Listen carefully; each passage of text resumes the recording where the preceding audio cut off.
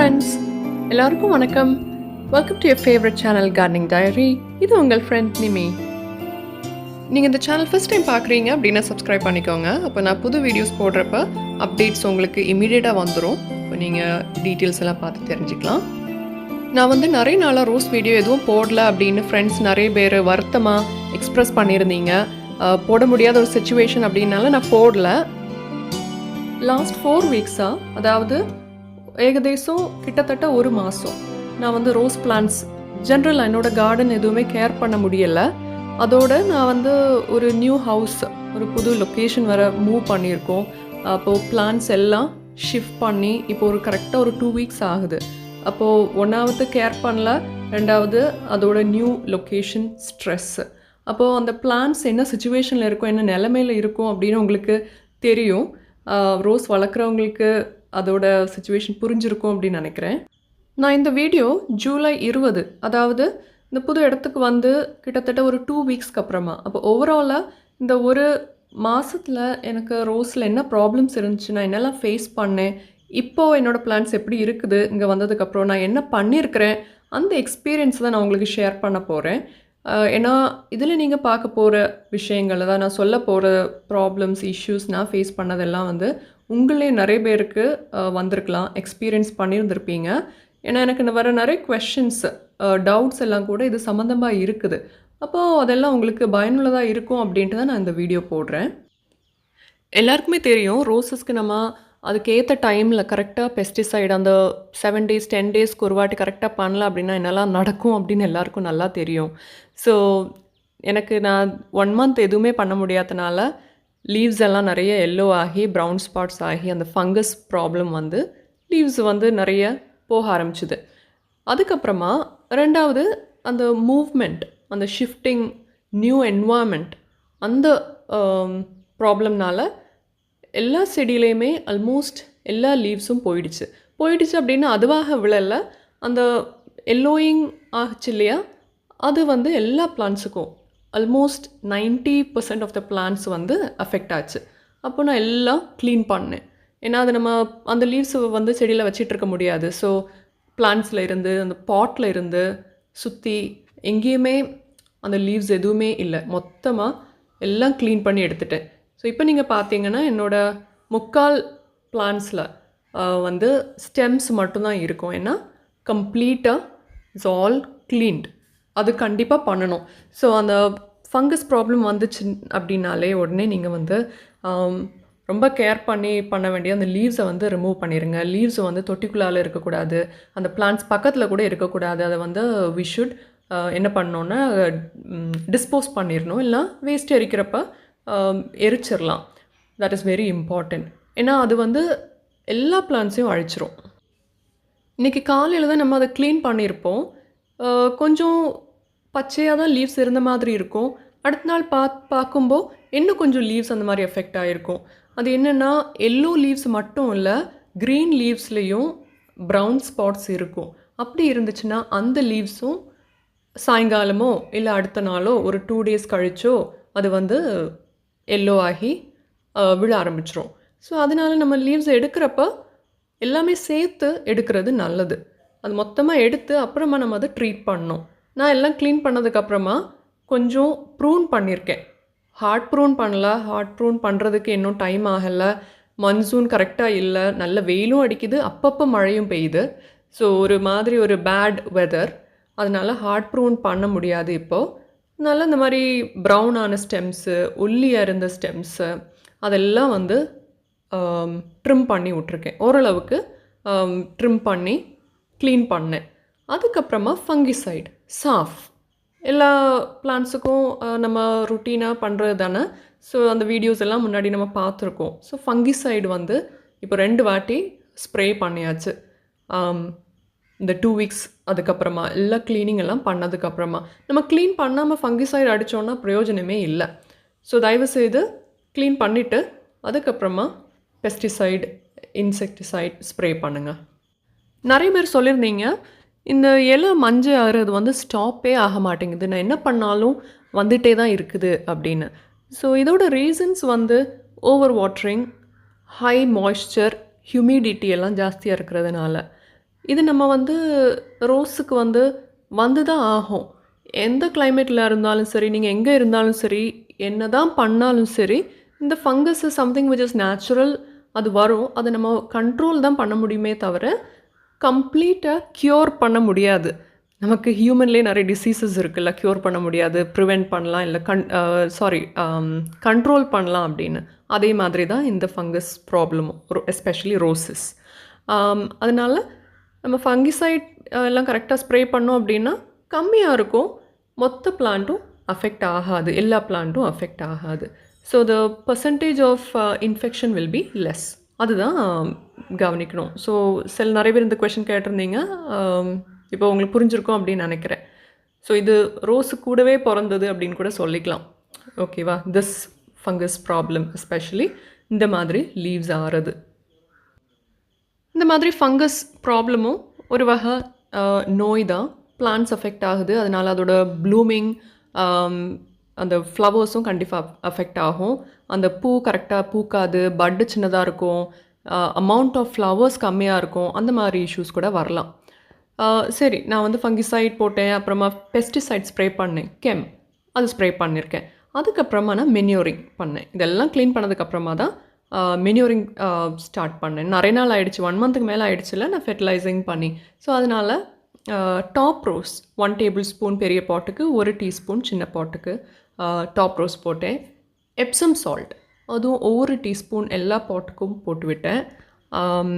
This week few granules DAP add பண்ணேன். நான் சொல்லியிருக்கேன் டிஏபி ரொம்ப ஃப்ரீக்வெண்ட்டாக யூஸ் பண்ண மாட்டேன்.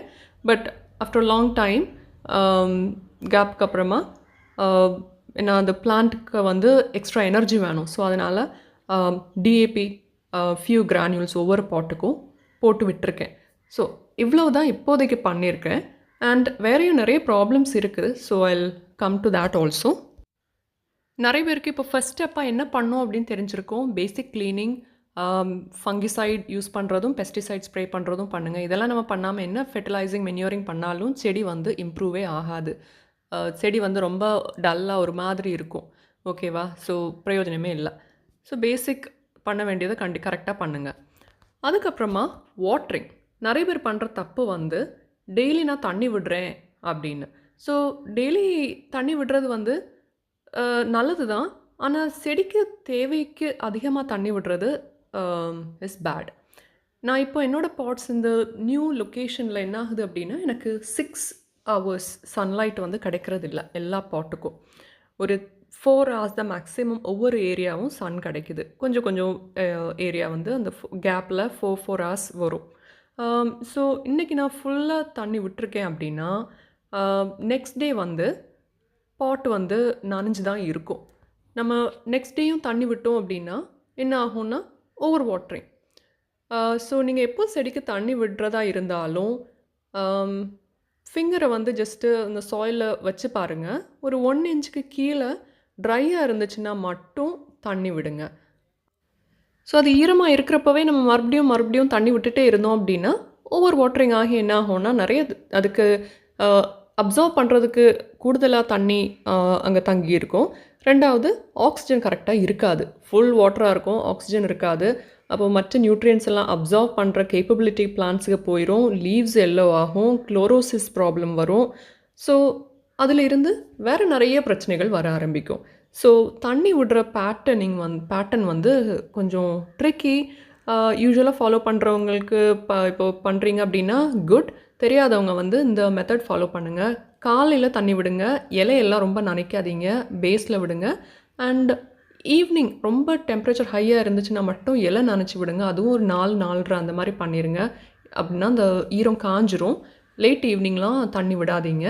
திரும்ப நெக்ஸ்ட் டே மார்னிங் வந்து தொட்டு பார்த்துட்டு சாயில் ஈரமாக இருந்துச்சுன்னா தண்ணி விட வேண்டாம். ஆல்டர்னேட் டேஸ் விட்டால் கூட போதும்.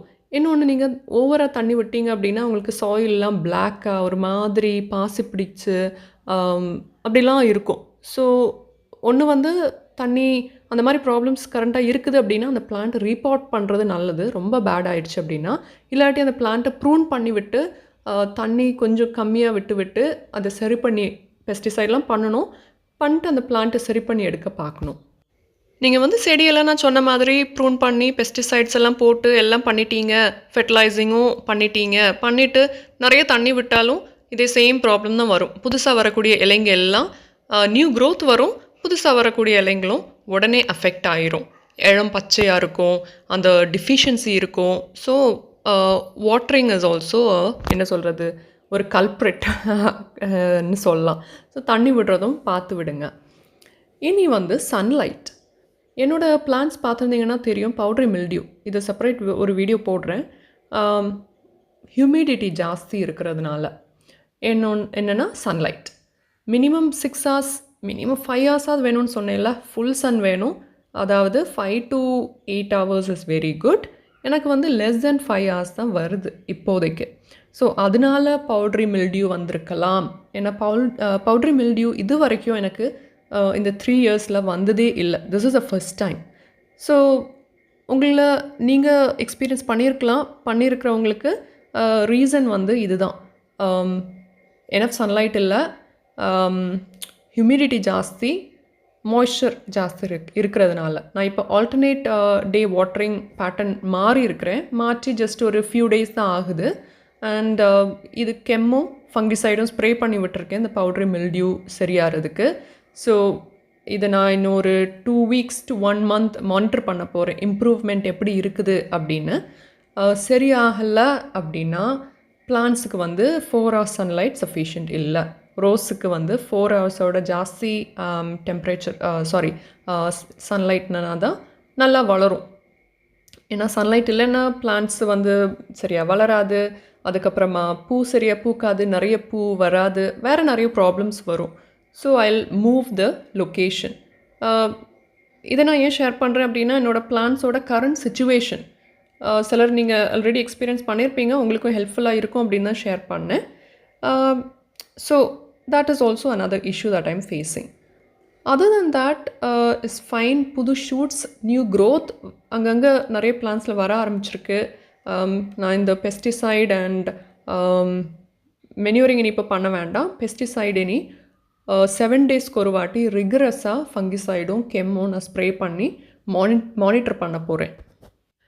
நம்ம வந்து மெயின் 3 விஷயம் இந்த வீடியோவிலேருந்து படித்தோம். ஒன்று வந்து ஃபங்கஸ் அண்ட் லீஃப் ஃபாலிங், அந்த yellowing, brown and all that. அதுக்கப்புறமா ஓவர் வாட்டரிங் ரிலேட்டட் ப்ராப்ளம்ஸ், அதுக்கப்புறமா பவுட்ரி மில்டியூ அண்ட் சன்லைட்.